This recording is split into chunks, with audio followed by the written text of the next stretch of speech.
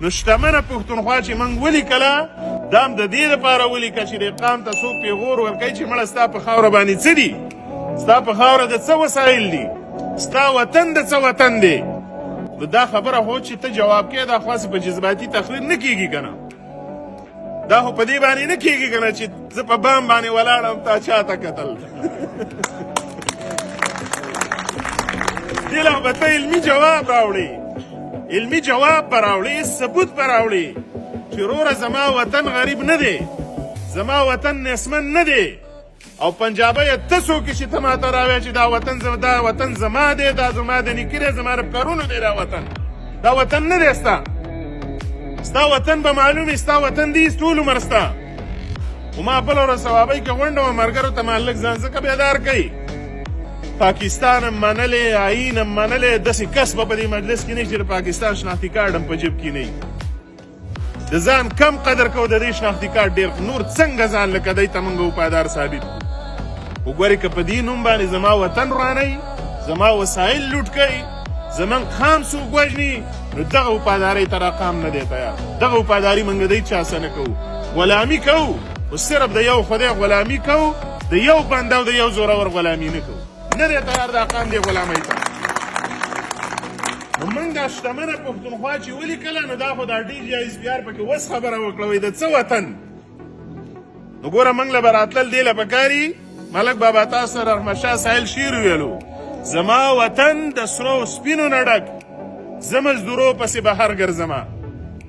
نو لومبۍ خبره دا ده ګزار په موږ باندې دا دی وایي دا وسایل دي خو دا ستا نه دي. موږ لره دې جواب نه دی پکار، موږ له کوم جواب پکار دی؟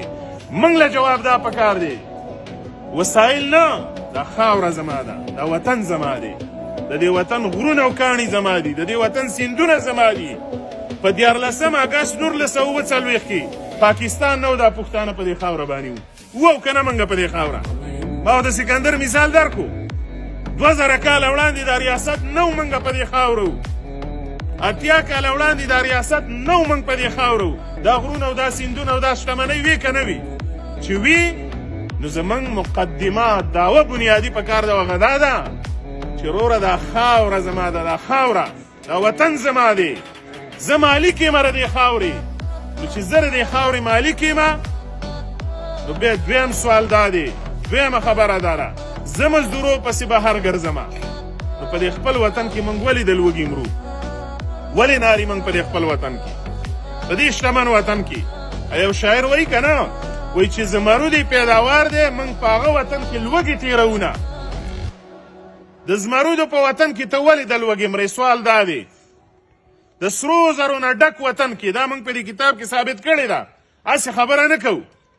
او د اسلام په حواله هم درته دا کوو چې د کم قام وطن او خاوره ده د هغې وسایل هم د هغه قام دي، د هغې ګټه هم د هغه قام ده.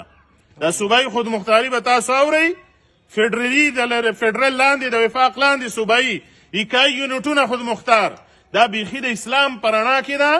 یو عالم تیر شوی ابو سعید قاسم ابن سلیمان، هغه یو کتاب لیکلی کتاب الاموال، په هغې کې هغه لیکي معاذ ابن جبل یمن ته عمر صاحب لیږلی و، د یمن ټکس یې راولېږو مدینې ته. عمر صاحب ورته ویل دا ټکس لومبیا په یمن ولګو بیا یې مدینې له رالیږه. د دې مطلب څه دی؟ د دې مطلب څه دی چې د کم وطن ګټه ده نو لومبیا به دا ګټه په قام باندې لګي، په قام باندې، په هغه وطن باندې. خو سوال دا دی چې وطن زموږ دی، خاوره زموږ ده، خدای راکړې ده موږ له، دا ګورې هېچا موږ له نه ده راکړې. نو په دې وطن کې زموږ اختیار ولې نشته دی، واک هم پکې ولې نشته؟